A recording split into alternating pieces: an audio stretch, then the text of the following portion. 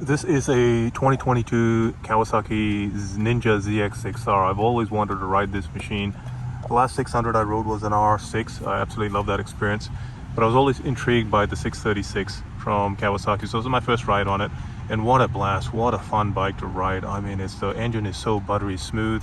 It's got two power modes, low and full. I tried them both, and the thing is just an amazing ride. I mean, it's such a nice chassis, and the shifter was fantastic. It does not have a quick shifter, just has the regular shifter, but the clutch and the shifting was amazing. The power on this really comes alive only at the high revs. I mean, low down there's not really much power.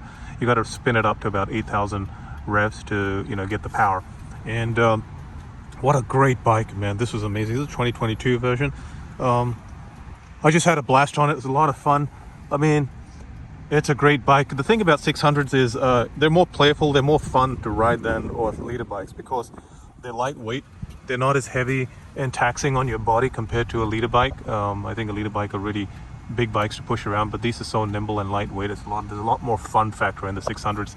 And also you can spin up the engine, right? You can really spin it up and take maximum use of the engine versus a one liter bike. You can't really go all out, full out on the streets, right? But the 600, you can pretty much spin it out and have fun on the freeways here in California.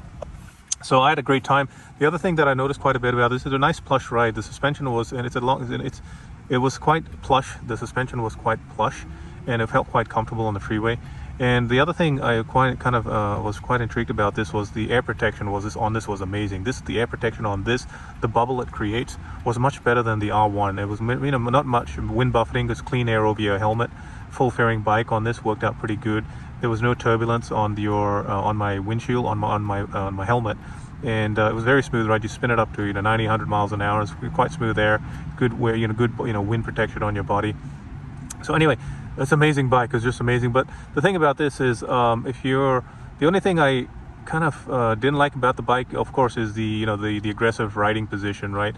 After like 30-40 minutes on it, I started feeling a little bit of pain on my left wrist. My right wrist was fine, but I started feeling a little bit of pain on my left wrist just because of the angle of the handlebars, right? They're much lower than a naked bike. That's why I like my naked bikes. You get the same performance of the sports bikes, but a much more relaxed and much more comfortable riding position. But here, the handlebars are very tight, narrow, and my left hand wrist started feeling quite a bit of and it started feeling pain after 30-40 minutes riding it. But other than that, it's a great bike. I mean, if I were to get this bike, I definitely want to have a quick shifter on it, and a quick shifter is a must now that I know how good a quick shifter is. And no, it's a great bike. If you want a sports bike that looks good and it's easy to ride, I would highly recommend this bike. Okay, you guys have a good one. Stay tuned for more videos. Cheers.